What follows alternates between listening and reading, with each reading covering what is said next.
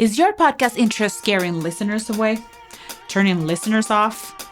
Do you even have a podcast intro? As humans, we process and engage with information differently on a subconscious level. Some of us are visual learners and learn best with images and detailed descriptions that allow us to use our imaginations. Others are more auditory and prefer sounds and speech. And others are more kinesthetic and learn best when concepts are explained in terms of feelings and emotions. These are called representational systems, and they help us understand how each person processes information. Marketers are familiar with these systems and use them frequently in their marketing strategies. And there is a way that you, as a podcaster, can use them to captivate and hook your audience from the moment they listen to your podcast intro. In this video, I will show you how to craft the perfect intro for your podcast using the different representational systems. As podcasters, we are communicators. Talking to audiences is our bread and butter, and we want to be able to communicate using the language and phrases our audience is receptive to. We want to get them hooked to our podcast, and we want to do that by getting familiar with these 3 different ways to process information so we can engage with people we might otherwise miss.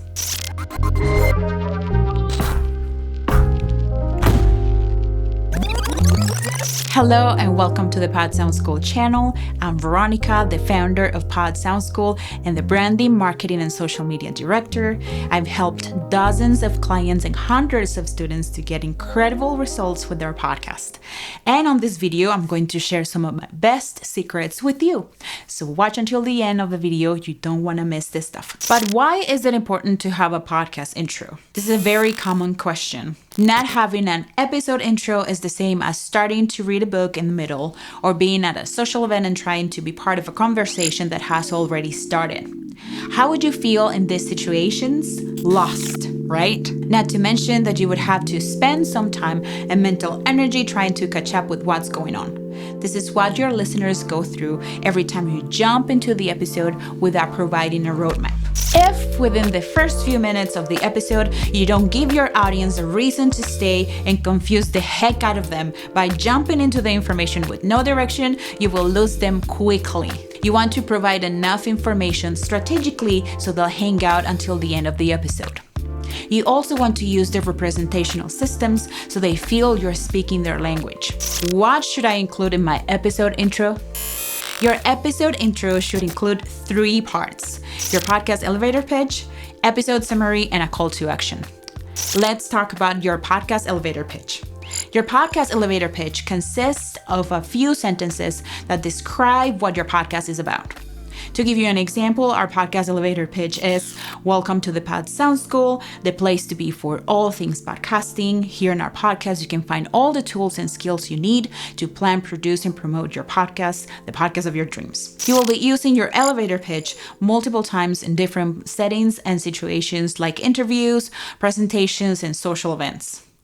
So it's a good idea to have it ready and ultimately memorized. Your podcast elevator pitch is also important for brand recognition and association. If you repeat your podcast elevator pitch in each episode, your audience will memorize it and they will be able to recite it back to other people when they're recommending your show, even if they don't remember the name of your podcast. The second part of your episode intro is the episode summary. This is where you provide your listeners with a roadmap to the episode. The formula I use is the 3WH. The 3 W's stand for who, what, and why. Who is the host of the podcast? What is the episode about? And why is my audience interested in this information? The H stands for how, and this is where you explain how you will be presenting the information. Is it in an interview format with a guest covering the subject? Is it just you explaining the main points? Is it going to be in a storytelling format? Are you answering your audience's questions? This is also a good place to add an audience retention sentence. For example, you may want to listen until the end because the last point is the most critical, or you may want to listen the entire episode because the story has a plot twist. Letting your audience know that you are saving the best part of the episode for the end will entice them to listen to the whole episode. And the last element of your intro is a call to action. Ask your listeners to follow you on social media, share the episode, leave a review, DM you with comments, join your Facebook group, support you on Patreon, or anything you want your listeners to do. I like to include a call to action at the beginning of the episode so those who won't get to the end of the episode know how to support our podcast. You may also want to use a teaser at the beginning of the intro, igniting people's curiosity and interest. A teaser can be a short segment with a highlight of the episode or a little paragraph setting the scene or sharing a story, placing the audience in the situation or problem you'll address in the episode. Storytelling is also a great strategy to get your audience hooked from the start. If you want to learn more on how to incorporate storytelling to your episodes, I have these 2 videos right here you may want to watch. The highlight can be about something funny, the highest point of tension in the episode, or a reaction from your guest. Anything you think that will spark your audience's curiosity. I know that you may be wondering if your listeners will get bored listening to the intro over and over again. I wouldn't use this as a reason not to have an intro. You are in the process of growing your audience and will have a lot of people listening to your episodes for the first time. You want to pitch your show to those new listeners. You don't want to miss on that opportunity. Also, your regular listeners will know that they can skip the beginning of your episode and get to the episode summary. So to recap, the structure of your intro will look something like this: a teaser, which is optional, then followed by an elevator pitch, then followed by the episode summary, and lastly, a call to action. Here's an example of one of our students from our program Smart and Sexy Podcast Launch, Ujo Wajet, and her podcast Fit Body, Fit Spirit. She starts her intro with a short paragraph setting up the stage and presenting the problem. She then follows with the episode summary, providing a roadmap and the reason why people should listen. And finally, she introduces her podcast elevator pitch. Have you ever confused hunger with other reasons you might feel like eating, such as boredom, stress, set meal times, or just being surrounded by tempting foods? Do you want to reconnect with your body's natural hunger signals so you can feel more in tune with your body? If so, keep listening, because in this episode, I will discuss the difference between physical and emotional hunger, common emotional triggers that link to food cravings, and how hunger can be a reflection of your unconscious desires. Welcome to the Fit Body, Fit Spirit podcast.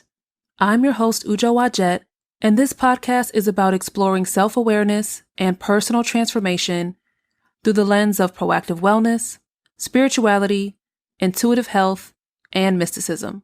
Now that you know what to include in your intro, let's incorporate the representational systems I talk about at the beginning of the video. Most people use all the systems, but they typically have a primary one.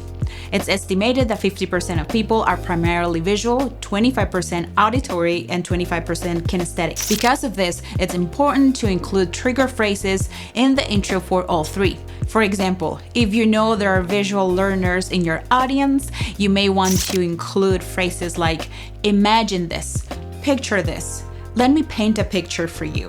This will automatically get visual learners' attention. I'm a visual learner myself, and I love it when a podcast does this for me.